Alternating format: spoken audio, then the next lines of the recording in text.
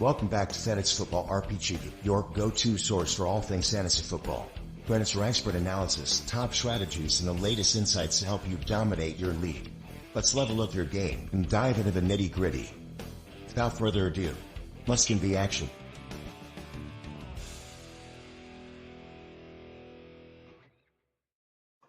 Welcome back to a very special episode of Fantasy Football RPG. I am joined by a new member of the team. David, how are you?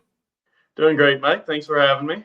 Yeah, fired up to have you on the team. Do you want to talk about what this new show is going to be and what value it can bring to the listeners at home? Right. So this show is going to be a weekly segment where we just talk about injuries, rumors, trades, all the stuff that might happen on a week-to-week basis that you should keep an eye out.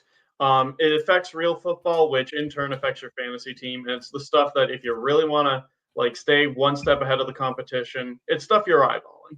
Yeah. I love the idea of just figuring out there's all these buyers, sellers, trade candidates, cutting, offensive line injuries, which we're going to get into today. If you can't figure out how that's going to apply to your fantasy teams, then it's going to be a very useful tool, and I'm excited to do it. So let's start at the top with a team that I didn't think we were going to be talking about for fantasy relevance after weeks 1 and 2. Adam Thielen went to IR. The Panthers have looked good with Andy Dalton. It's been 1 week. Let's hold our horses. But he also goes against the Bengals secondary, so there's a very good opportunity for him here. 1, do you think they sign anybody? And 2, who are some names that you're looking at? So the Panthers promoted Jalen Coker, a undrafted free agent guy on the practice squad who got a decent amount of money as an undrafted free agent, but didn't make the week 1 roster. Personally, seems like a great guy. I hope he can turn into something. Realistically, he doesn't seem like the type of guy that's going to steal targets. If Dalton keeps winning, the NFC South isn't that good. So I could definitely see them going all in, maybe bringing in a guy like Michael Thomas or Jarvis Landry if you're going for more of a slot guy to be more of a one-to-one replacement for Thielen, because he's on the IR. The hamstring's going to be a while.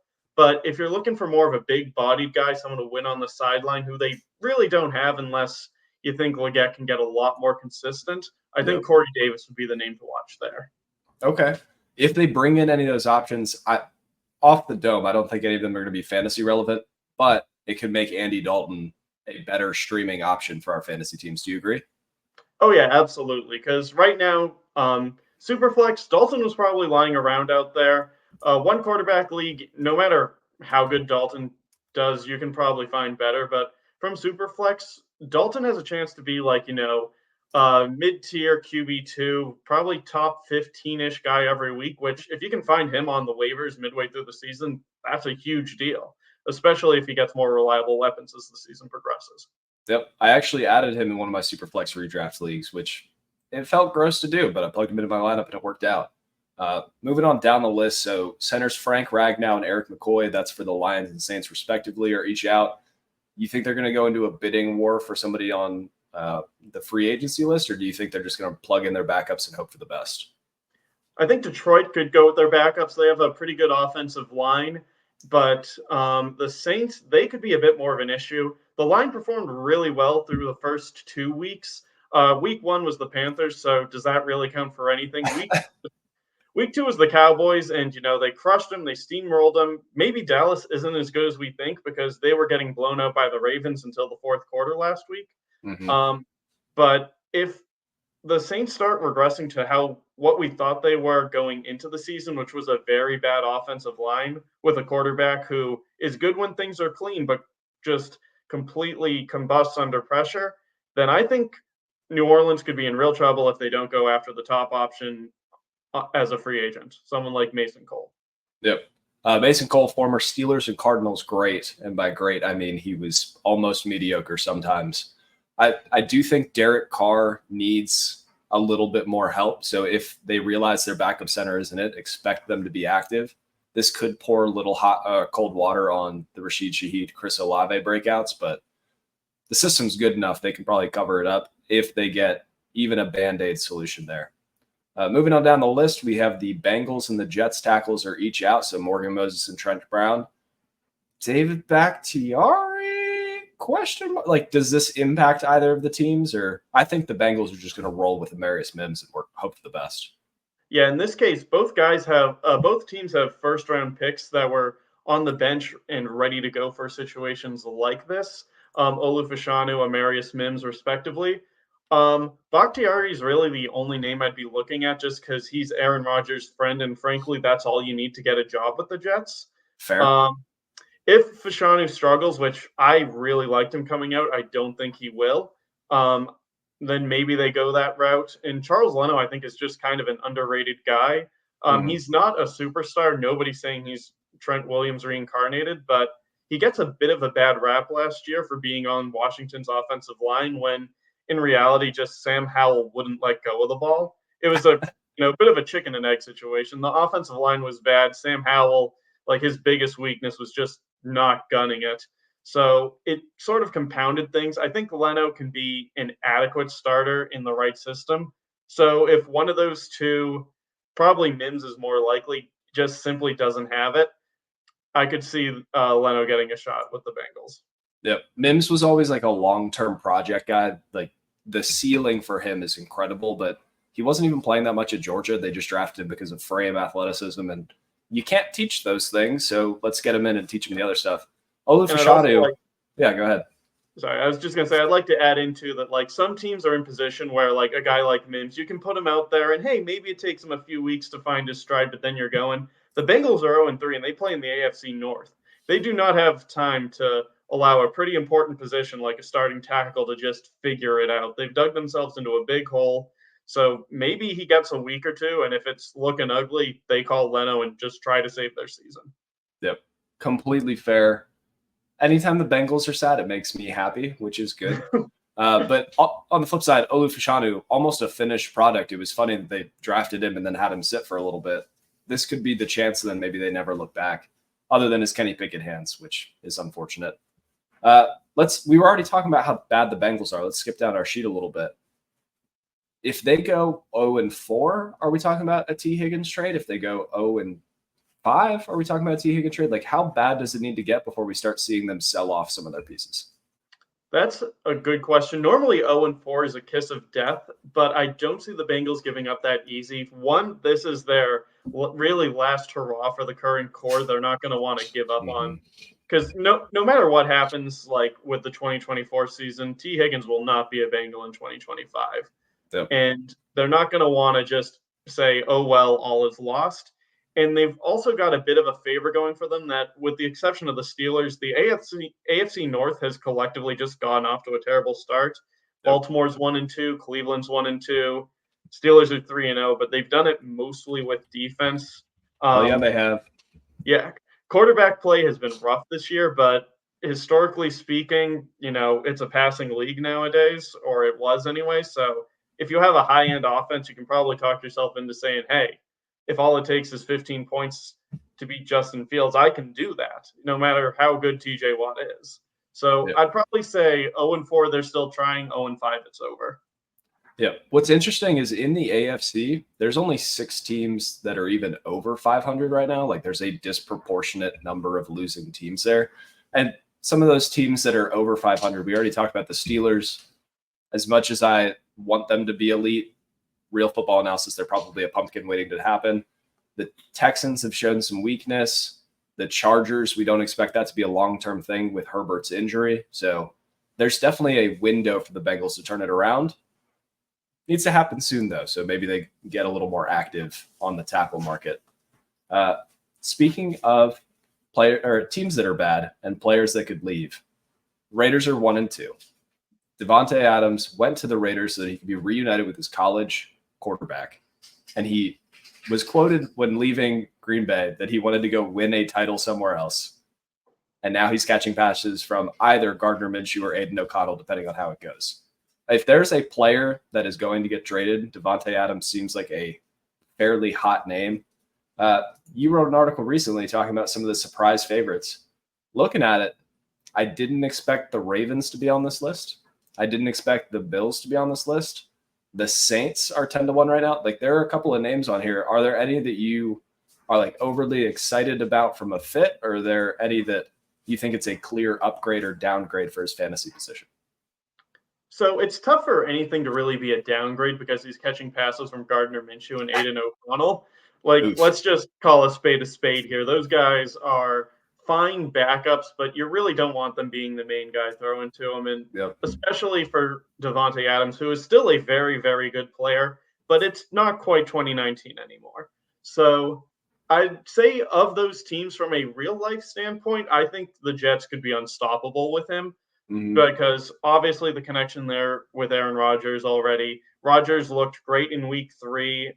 Maybe not quite MVP Rodgers, but even a 90% Aaron Rodgers is still probably a top 5 quarterback in the league, Yep. right?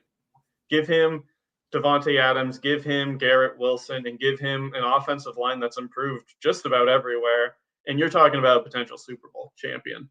From a Yep. fantasy standpoint, yeah, obviously the Chiefs are the one to look at here. Do you know who has the lowest average depth of target in the league right now? It's the Chiefs. Yeah, Patrick Mahomes, the guy with the golden arm, which shows that, I don't think Mahomes forgot how to throw deep. Nobody does, but he just doesn't have anyone capable of getting open deep. Whoa. Xavier Worthy, great long-term potential. He's still figuring it out. Rashee Rice, more of a short yardage intermediate, move the chains type of guy. You get Davante Adams, you get a great route runner, you get downfield potential, and you get someone who, frankly, Travis Kelce's lost it. Here's the new veteran that can lead that passing attack. Yep.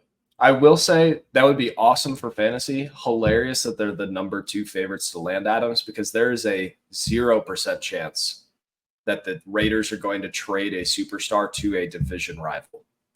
Yeah, that's 0% chance. And I don't think you mentioned it, Mike, but these are not odds that I'm making up. These are from Bet Online. Yes. This is like Vegas says this. Don't yell at me, yell at them. Yes. Go to Bet Online, yell at them. Moving on down, we have the Jags. Listen, it hasn't been pretty, and I think that's being nice about it. How many more weeks until they fire Doug Peterson? I think they're one bad blowout loss away from doing it. But if it's just like regular losses, probably when they're around 1-7, 2-6 is when it's over. Yep. Is that a boost for Trevor Lawrence? Is that a boost for the offense? Do we think there's someone internal to that organization that can turn it around, or is it just a lost season for the Jags?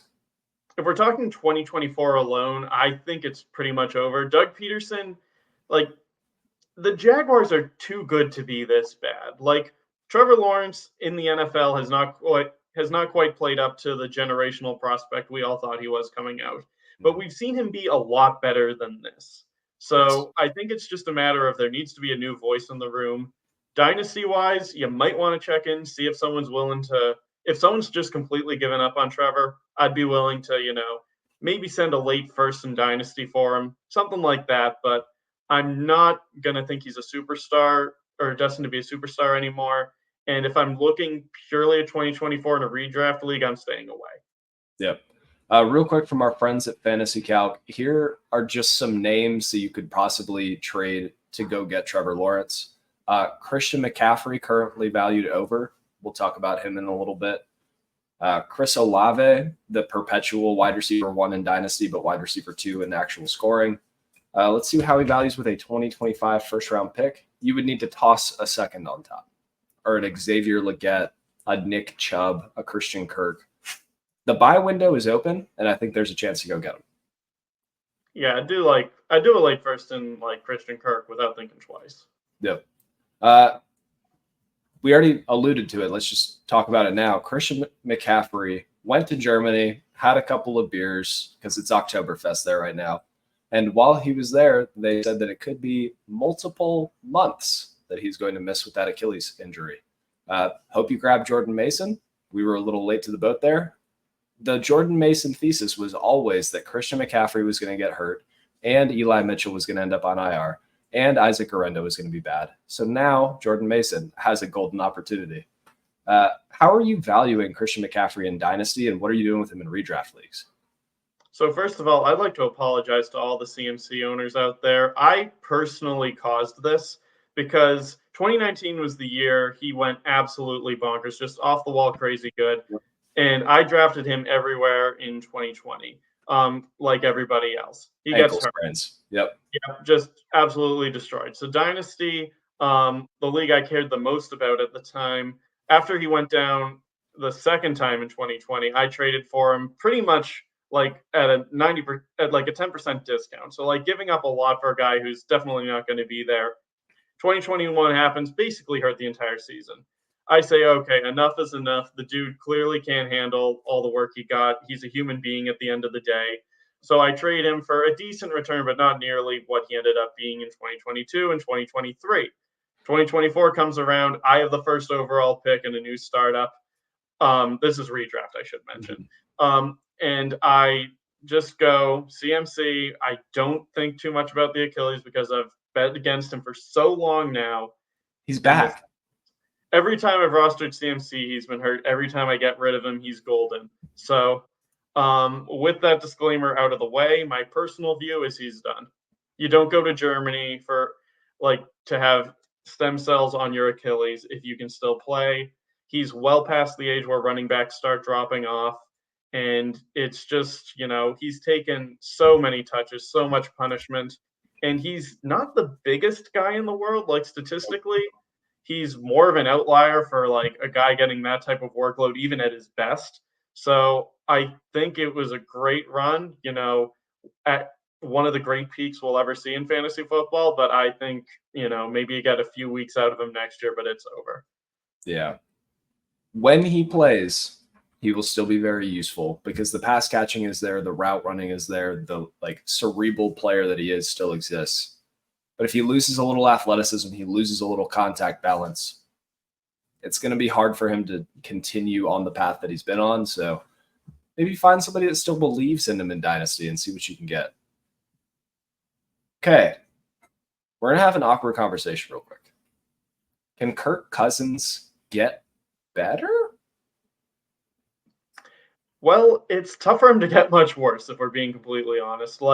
Kirk's moved the offense. He's had his moments, but it's his arm it's like a C arm right now. At his best, it was a B. He can't really move around. So, he's more or less stuck being exactly as good as the pieces around him, which when you're a quarterback making $40 million a year, you need to be better than that. The silver lining here is you can look at Aaron Rodgers and say, hey, Kirk suffered his injury a few months after Rodgers suffered his. Rodgers was rusty out of the gate, seemed to get back together in week 3. Maybe Kirk's back to normal by midseason, which, if that's the case, are the Falcons going to wait until midseason when they have a first-round quarterback on the bench and they're already 1-2? I don't think so.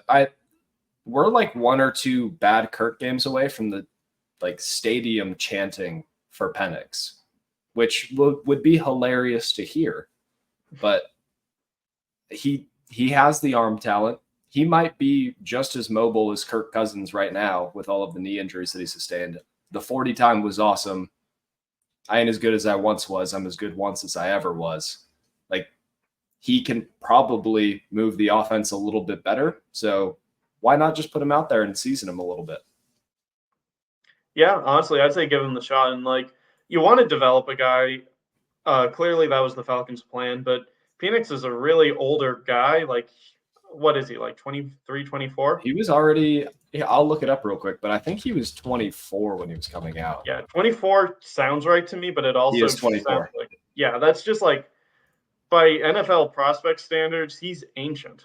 You're not going to – you don't want to sit the guy that much longer. He's learned physically, he's at his peak right now. There's not much left to grow into. Mentally, I mean, he's had 6 years to figure it out at college. How much more can he learn in the NFL without actual reps to teach him, oh, I can get away with this in college, but I can't in the NFL because they're so much bigger, faster, stronger.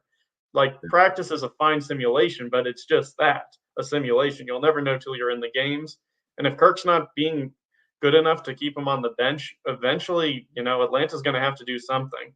The contract sounds like a big number, but the way Atlanta structured it, if they really wanted to, they could get out of it after 1 year. They would, and they would eat a bunch of guaranteed money, but it wouldn't be that bad compared to Russell Wilson. What would happen if Deshaun Watson continues to stink? things like that. Just a fun little tidbit that I looked up.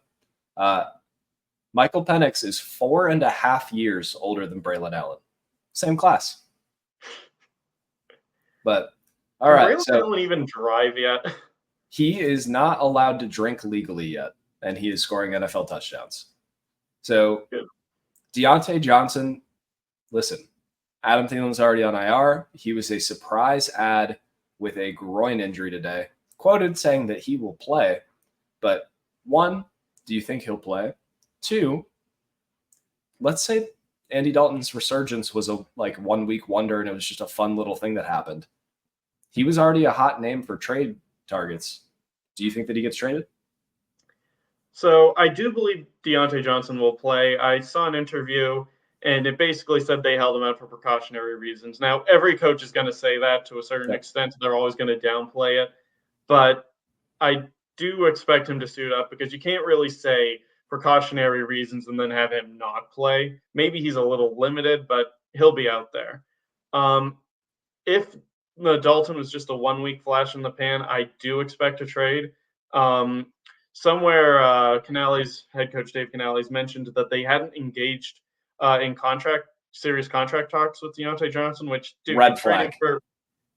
Red flag, one. Second off, dude, you traded for the dude in the last year of his contract. Why are you not thinking extension if he's not part of the long-term deal, especially when you're the Carolina Panthers? Even if Bryce Young turned it around, which, spoiler, he didn't. This was a rebuild. You need Deontay for more than 1 year for it to be worthwhile. So I wouldn't be surprised at all to see them try to flip Johnson for whatever they can get if Dalton doesn't, keep it up. Yep. The Carolina Panthers have $42 million in cap space next year. They're still under the rookie quarterback contract. Whether or not the rookie quarterback's actually playing, they have plenty of space. Wild that they haven't extended what is clearly their wide receiver one. I think that is everything we had on the agenda today. Is there anything else you want to shout out? No, I think that covers it. This show's about just giving you the information as fast as you can, all the key stuff you need. I think we accomplished that. Sweet. I hope this helped on your drive to work, your lunch break, whenever you're listening to this podcast. If you enjoyed it, like, subscribe, comment, and we just really appreciate anybody that's listening. So, David, this has been a great first run. I'm excited to see where this little series goes, and it's a pleasure to have you. Yeah, pleasure to be aboard. All right. Have a good night, good day, or whatever time of day you're listening to it.